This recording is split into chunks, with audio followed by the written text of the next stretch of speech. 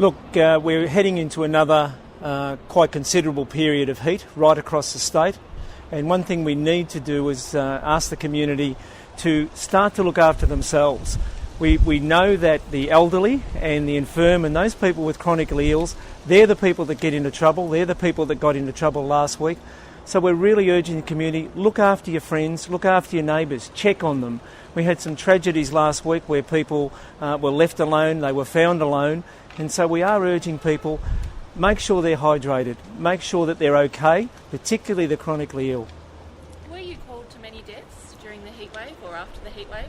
We had a huge spike in cardiac arrests on the fourth day of the heatwave. We would normally do 12 and we were doing up to 80 plus a day. And the figures, the post figures are starting to demonstrate the impact of heat. Heat is an extreme event and people need to respect it. A problem in Australia is that we actually don't respect the heat enough. These are dangerous extreme conditions and we need to look after ourselves. Are we expecting another spike right this week? Look, it's really the overnight accumulative temperature, so they're not as bad as last week, but we are going to get an extended hot period right across the state in the 40s, particularly in the north, and then maybe into next week.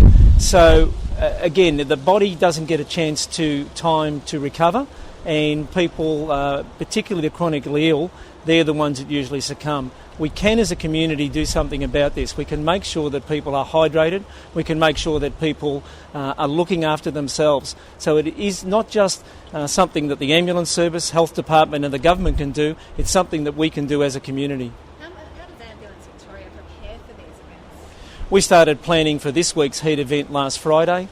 In excess of 300 shifts were put on last week. And we've got workload data across the state. We'll put on excess crews where we need them across the state. But the demand will be huge again. Well, the heat wave is statewide, but are there particular areas that you'd like to warn? Look, we know that the heat affects mainly the metropolitan region much more than the country people. They seem to know how to look after themselves.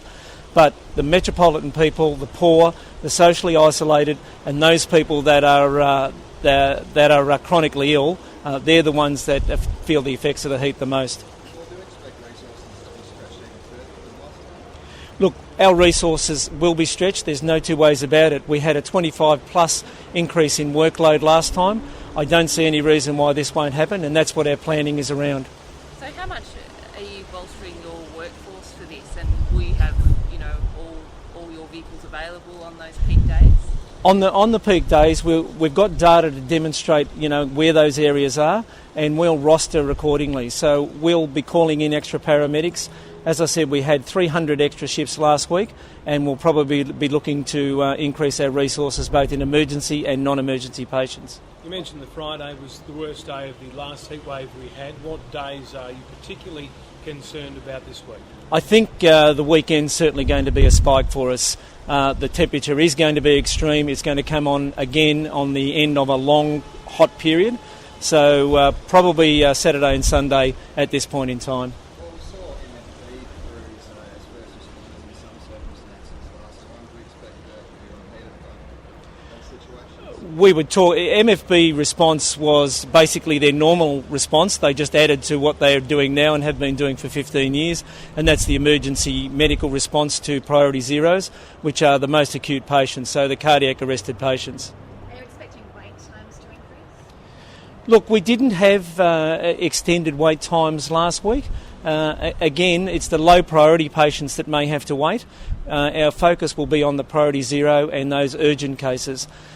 If you don't need to call an ambulance and you have other health options, we'd be urging you to look at those options rather than calling 000. But of course, if you have a medical or trauma emergency, always call 000 first. We're still seeing children locked in cars even over the last heat wave. Do you have any particular messages for people who are living in cars? The message about people leaving children locked in cars, just don't do it. Again, already today we've had a report of someone locked in a car.